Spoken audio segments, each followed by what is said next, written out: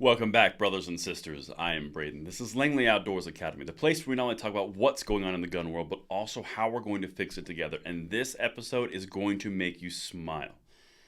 The content that we're going to cover tonight on this Friday is send your weekend in the right direction, as there has been a ruling in the Fifth Circuit, basically reversing an earlier ruling saying that bump stocks were machine guns. This is a tremendous deal and is hard to overstate in this intro.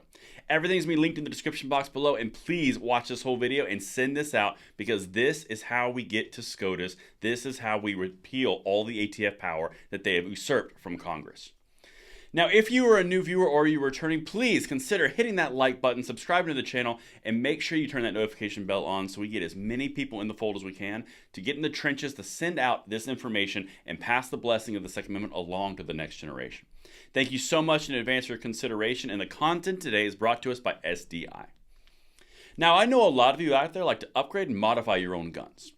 And if you're looking to turn a hobby into a career, Sonoran Desert Institute can help. Their online programs cover everything from gunsmithing, ballistics, woodworking and finishes, shooting, sports management, and more. Plus, all the tools and materials are shipped directly to your door. There's never been a better time to turn that hobby into a career, so what are you waiting for? There's a link in the description box below, and thank you so much to SDI for sponsoring this week's content, because I can bring you stuff like this. All right, my brothers and sisters, I got this literally an hour ago from GOA. This is one of the important decisions that's going against or for bump stocks heading towards the SCOTUS. This is massive. Send this video out, like this video, and please subscribe to the channel for more updates, because this is how we take our rights back. Listen to this stuff. This is powerful. United States Court of Appeals for the Fifth Circuit. Now, there was a bump stock ban that was, or reversal or appeal that was, appeal that was going through that circuit. And there's lots of other appeals going on too. We're going to come back to that in 1 second. So as you can see, this is from Cargill versus Garland. Merrick Garland, the Attorney General running the DOJ, which is in turn running the ATF. They sued over the bump stocks being not a machine gun. That was the whole thing here, because they were ruled a machine gun through Chevron deference and the ATF. But I'm going to show you the money right up front, because it's Friday and you guys deserve it. The definition of machine gun, as set forth in the National Firearms Act and Gun Control Act, does not apply to bump stocks. And if there were any doubt as to this conclusion, we conclude that the statutory definition is ambiguous at the very least. The rule of lenity therefore compels us to construe the statute in Cargill's favor. Either way, we must reverse, and this is the appeals court. What does that mean? That means that we now have multiple decisions at this level, at the circuit level, that are in conflict with each other across the board. So now the Supreme Court has the court right below them going, we have multiple courts saying different things. We need to at least look at this. You're getting the SCOTUS's attention on the bump stock bans right before the ATF drops their final rule, reinterpreting and redefining what a machine gun is. Very similar to what they did with ghost guns and unfinished frames and receivers, and changing that definition. Readily convertible, change that definition. This is bigger than just bump stocks, but for right now, let's continue talking about bump stocks, because this is big. But here's a few of the things. I just got it. I'm going to show you a couple of the things that are standing out to me in the actual decision. Public pressure to ban bump stocks was tremendous. Multiple bills to that effect were introduced in both houses of Congress. But before they could be considered in earnest, ATF published the regulation at issue here, short-circuiting the legislative process. That is massive. Remember what Jim Jordan said in a letter to the ATF? You have usurped power from Congress in misinterpreting the Gun Control Act of 1968. He sent that to the ATF. It's crucial. This is all coming together. Appellate Michael Cargill surrendered several bump stocks to the government following publication of the regulation at issue.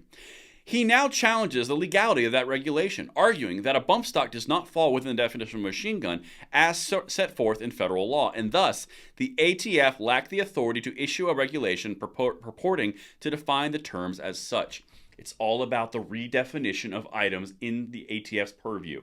This is bigger than bump stocks. This is massively important, because when SCOTUS gets involved, which it looks like they might, I can't guarantee they will, but it looks like this is heading in that direction, and they can actually have the opportunity to curtail the ATF's reinterpretations. This is big. All right, let's keep going.